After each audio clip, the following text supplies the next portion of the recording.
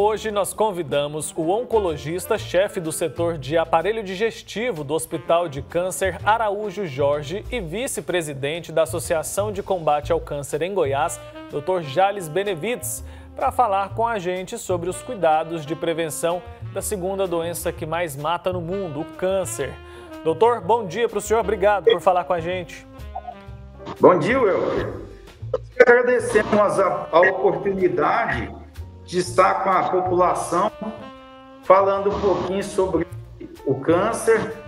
Hoje é o Dia Mundial, você falou a segunda doença que mais mata no mundo e a gente sabe da importância de fazer a detecção precoce das doenças, fazer as nossas prevenções áreas, né? Então isso é um motivo de muita alegria estar aqui com vocês, podendo falar um pouquinho dessa doença que acomete tanto a população mundial. Doutor, a Marina está lá na casa dela, vai participar da entrevista também, fazendo perguntas, interagindo com a gente. Eu queria que o senhor começasse explicando qual é o tipo de câncer que mais mata hoje. Deixa eu te falar uma coisa. No mundo, mais de 10 milhões de pessoas são acometidas por câncer, todos os variados cânceres. 50% desses pacientes vão a óbito pela doença. E a importância da gente fazer as prevenções.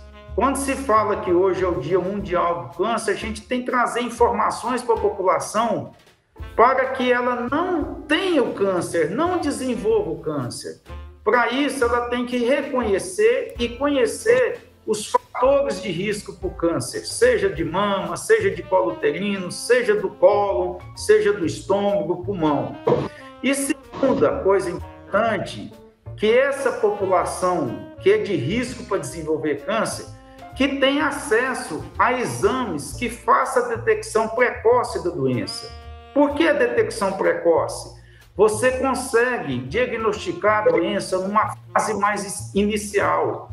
Com isso, você tem a chance de oferecer um tratamento com intenção curativa. Para você ter uma ideia, quando o câncer é avançado, você não tem muita cura.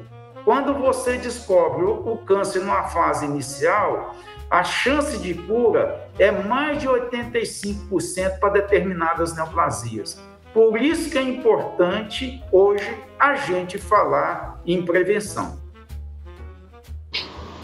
Tá certo, doutor Jales, bom dia para o senhor. Queria que o senhor falasse um pouquinho sobre a diferença entre homens e mulheres. Qual o tipo de câncer, por exemplo, que acomete mais os homens? Veja bem, disparadamente, o câncer mais comum no homem é a de próstata.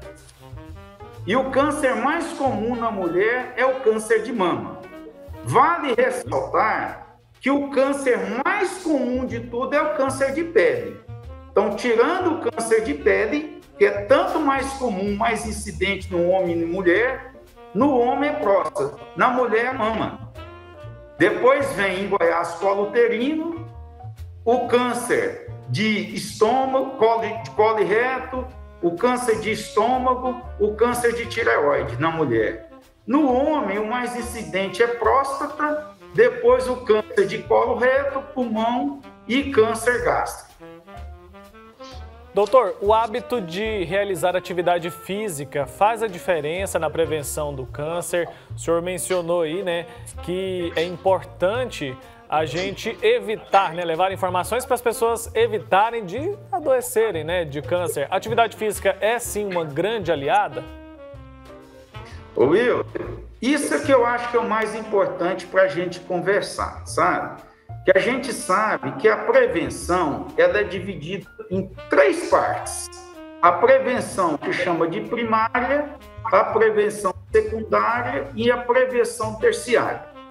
A prevenção primária são ações que a gente orienta a população para que ela não entre em contato com os fatores de risco. Um exemplo, quando você fala para o paciente, você tem que evitar tomar sol das 10 às 16. É uma orientação. Por quê?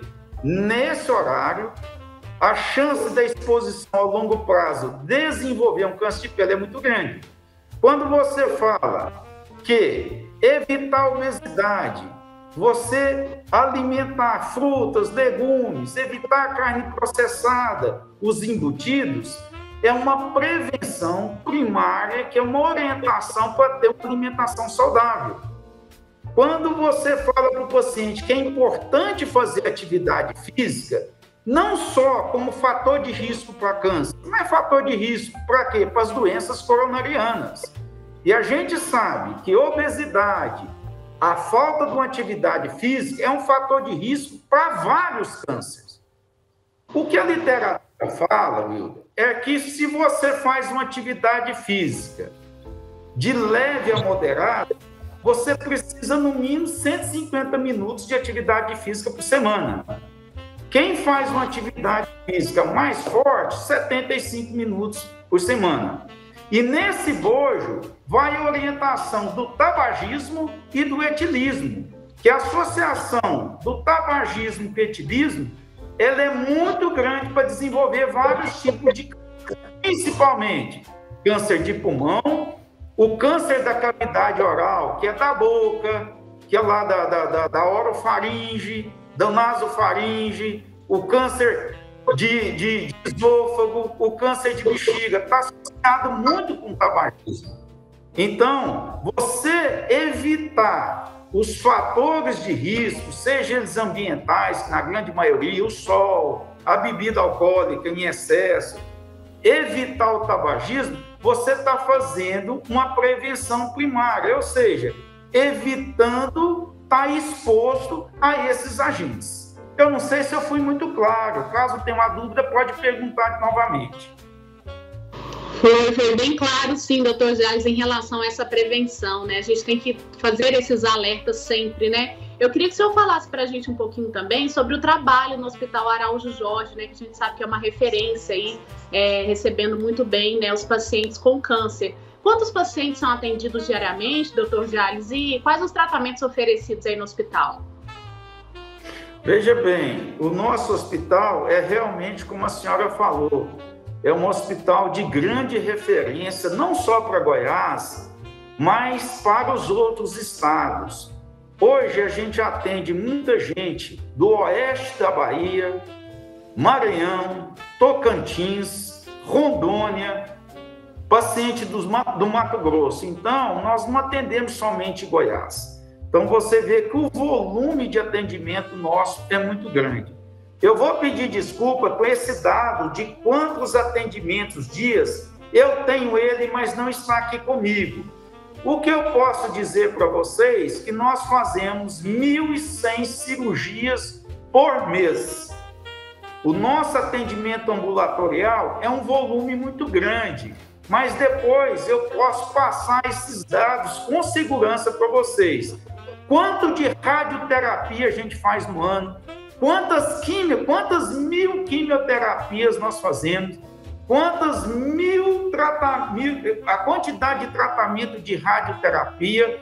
E também nós oferecemos aqui no Hospital do Câncer um tratamento chamado de paliativo, ou seja, aqueles pacientes que não têm condição de fazer um tratamento com intenção curativa, ele vai para o nosso GAP, que é um grupo de apoio ao paciente paliativo, formado por enfermeiros, psicólogos, médicos, assistente social. Eles oferecem esse tratamento em casa para esses pacientes, num raio de até 50 quilômetros.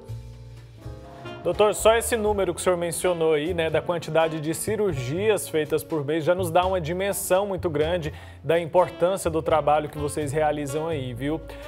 A minha família tem um histórico, né? Muitas pessoas já tiveram câncer e a gente sempre ouve as pessoas dizendo que é importante fazer exames cada vez mais cedo, tomar mais cuidado, né? Até que ponto o fator hereditário, o fator genético pode influenciar? É mais a questão ambiental ou o fator hereditário realmente é muito importante? Wilder, excelente pergunta. Eu acho que foi muito bacana você colocar isso. A maioria do câncer, ele desenvolve ao longo da vida. com o envelhecimento das nossas células, com a idade mais avançada. Então, 90% dos cânceres está associado a fatores ambientais. O que é fator ambiental? Tudo que está no ar, na terra, no céu, tudo é um fator ambiental. Se você come errado, se você não usa muita fibra, come muita gordura, muita fritura, esses alimentos, eles são fatores de risco. O sol, a bebida alcoólica em excesso, o tabagismo, então são fatores ambientais. Se a população não se expor a esses fatores de risco, ela diminui a chance de ter um câncer ao longo da sua vida. E a gente também sabe o tempo de vida que esse paciente teve e o quanto ele se expôs a esses fatores de risco. Por isso que é importante a gente falar isso para os nossos adolescentes, para os pais, para a família, porque possa orientar a população a evitar os fatores de risco. Na hora que você fala, você deve evitar, ter uma atividade física regular, uma boa alimentação com verduras, legumes, evitar a gordura, evitar os embutidos. Então, você está tentando modificar um fator ambiental. Então, 90% do câncer está relacionado com o fator ambiental. Geralmente, em 10% tem o fator genético, como o senhor mencionou. Uma história familiar, uma alteração no DNA das suas células, que essa alteração que você tem, às vezes, por um fator ambiental, ele pode acelerar o aparecimento da doença. Então, aqui a gente tem muito histórico familiar. A doença, câncer relacionada com a genética. Na genética, a gente não muda, mas a gente pode criar estratégias para detectar o tumor na fase inicial. Se eu sei que na sua família tem muito câncer de mama ou tem muito câncer de intestino, que várias gerações apresentaram esse câncer, então o médico capacitado, um oncologista, vai criar uma estratégia para que você, sendo rastreado, nós vamos rastrear o câncer numa idade mais precoce. Para detectar câncer? Não. Para detectar doenças pré-malignas e removê-las. Com isso, eu estou fazendo uma detecção primária. Um exemplo que eu vou fazer. A mulher vai lá, faz aquele exame simples, barato, que é o Papa Nicolau. Vai lá, faz uma colonoscopia, uma endoscopia, identifica uma lesão pré-cancerosa e remove. Nós estamos fazendo uma prevenção secundária. Então, o ideal para esses pacientes que têm uma história genética, primeiro que ele vá no geneticista, para ser muito bem orientado. Segundo, que ele comece a fazer os exames de rastreamento mais cedo, para que identifique lesões que possivelmente poderão evoluir um câncer. Certo, doutor Jales, fala um pouquinho mais para a gente sobre a importância desse diagnóstico precoce. Muitas vezes, a falta desse diagnóstico feito aí o mais rápido possível, ele é o entrave aí para um resultado positivo no tratamento? Muito! Veja bem, gente, quando o paciente já chega à nossa unidade, não sei se a senhora vai concordar comigo, com câncer, isso é ruim para o paciente, isso é ruim para a família, para o governo, que paga esse tratamento, ele é caro, esse paciente vai ser submetido a exame mais caro, ele vai fazer um procedimento cirúrgico e ainda mais, às vezes esse procedimento, ele é mutilante, seja uma cirurgia na mama, seja a retirada de um órgão importante, perde a qualidade de vida, vai ficar com a bolsinha de colostomia, ou faz uma cirurgia enorme que retira essa qualidade de vida e vai fazer um tratamento complementar, ou seja, com radioterapia, ou seja, com quimioterapia. Então, isso é muito caro. como a senhora bem citou, a gente investir, o governo inteligente, ele investe em prevenção, porque é mais barato, a conta final é menor. Agora, desde que tenha uma política pública para fazer isso na população, identificar população de alto risco para câncer e começar a fazer o rastreio. E quando é uma população que não tem uma história genética, uma história familiar de câncer, esse rastreamento faz de acordo com a idade do paciente. É aí que nós vamos ter impacto na mortalidade. Nós vamos evitar um câncer, nós vamos tratar o paciente ou numa fase inicial, modificando a mortalidade do paciente. Por isso que o método de prevenção, ele tem que ter um custo-benefício bom, tem que ser barato, não pode ser caro.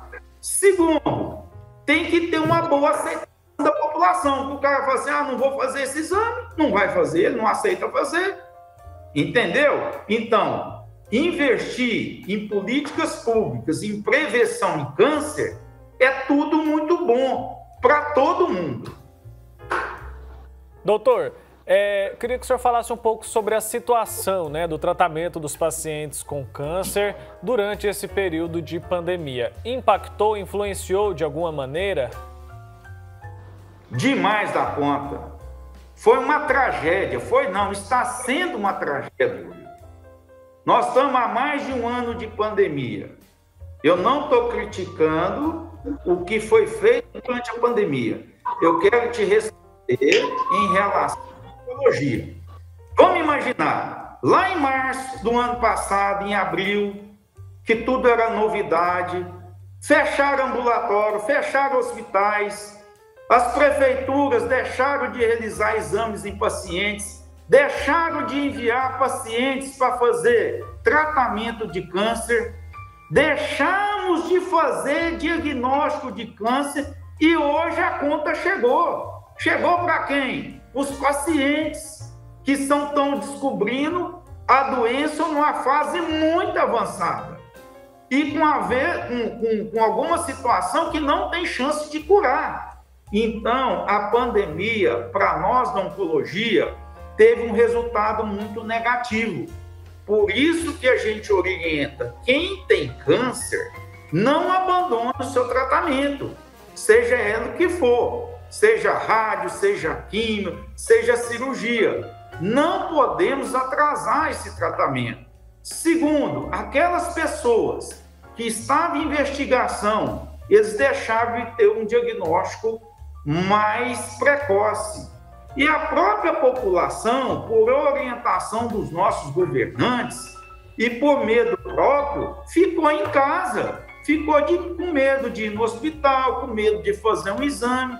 Então, foi multifatorial o fato de hoje a oncologia estar vivendo essa situação. Para vocês terem ideia, aqui no nosso ambulatório, da aparelho digestivo, chegam pacientes em urgência e emergência na primeira consulta. Ele já chega na primeira consulta muito grave, sem receber nenhum tipo de tratamento anteriormente. Chegando assim numa situação, uma situação muito avançada na doença, na primeira consulta no Hospital do Câncer. E geralmente esses pacientes são encaminhados a um tratamento cirúrgico de emergência. Hoje é o retrato do resultado dessa pandemia na oncologia.